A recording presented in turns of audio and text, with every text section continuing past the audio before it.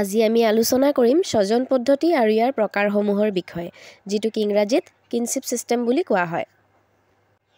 মূলতঃ বিবাহ আৰু জন্ম বা তেজৰ সম্পৰ্কৰ জৰিয়তে যি সম্বন্ধৰ সৃষ্টি হয় তাকে স্বজন পদ্ধতি বোলা হয়। থিওডৰছন আৰু থিওডৰছনৰ মতে স্বজন পদ্ধতি হৈছে পৰিয়ালৰ আপোনজনৰ সৈতে গঢ়ি উঠা সম্বন্ধ আৰু এই সম্বন্ধত ইজনে সিজনৰ লগত পাৰস্পৰিকভাৱে বান্ধ খাই থাকে। স্বজন পদ্ধতিক মূলতঃ দুটা ভাগত ভাগ কৰিব পাৰি: একপক্ষীয় স্বজনীয় সমূহ বা বৈবাহিক স্বজনীয় সমূহ আৰু দ্বিতীয়টো হৈছে সগোত্ৰীয় স্বজনীয় সমূহ। এতিয়া আমি আলোচনা কৰিম একপক্ষীয় স্বজনীয় সমূহৰ বিষয়ে। গতিকে বিবাহৰ জৰিয়তে যি স্বজনীয় সমূহৰ সৃষ্টি হয় তাকে একপক্ষীয় স্বজনীয় সমূহ বোলা হয়। এজন ব্যক্তিয়ে এগৰাকী যুৱতীক বিয়া কৰোৱাৰ লগে লগে কেৱল যে যুৱক যুৱতী দুগৰাকীৰ মাজতহে সম্বন্ধ গঢ়ি উঠে এনে নহয়।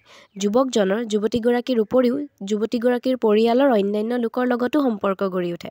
উদাহৰণস্বৰূপে বিবাহৰ পিছত যুৱতীগৰাকী যেনেদৰে যুৱকজনৰ পত্নী হৈ পৰে, ঠিক তেনেদৰে যুৱতীগৰাকীৰ পিতৃ মাতৃও যুৱকজনৰ কাৰণে শাহুৰ শহুৰ হৈ পৰে। ঠিক তেনেদৰে বিয়াৰ পিছত যুৱকজনো যুৱতীগৰাকীৰ পতি হৈ পৰে আৰু যুৱকজনৰ পিতৃ মাতৃ যুৱতীগৰাকীৰ শাহুৰ শহুৰ হৈ পৰে। স্বগোত্ৰীয় স্বজনীয় সমূহ হৈছে মূলতঃ ৰক্ত বা জন্মৰ জৰিয়তে যি স্বজনৰ সৃষ্টি হয় তাকে স্বগোত্ৰীয় স্বজন বোলা হয়। এনে স্বজনীয় সমূহত পিতৃ মাতৃ আৰু তেওঁলোকৰ সন্তান সন্ততি, বাই ভনী, খুৰা খুৰী ইত্যাদি অন্তৰ্ভুক্ত হৈ থাকে। আচলতে ৰক্তৰ সম্বন্ধৰ জৰিয়তে যি স্বজন সৃষ্টি হয় সেইসকলহে আচল স্বজন।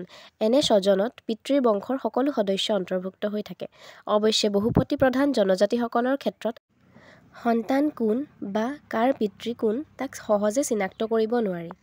শেষত মই এইটোৱে ক'ব বিচাৰিম যে যিহেতু ময়ো এগৰাকী শিক্ষাৰ্থীহে, গতিকে কওঁতে মোৰ বহুতখিনি ভুল হ'ব পাৰে।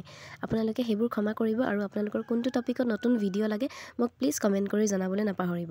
বাকী আজি ভিডিঅ'টো কেনেকুৱা লাগিছে সেয়াও ক'ব। আজিলৈ আহিছোঁ, পুনৰ এটা নতুন ভিডিঅ'ত লগ পাম। ধন্যবাদ।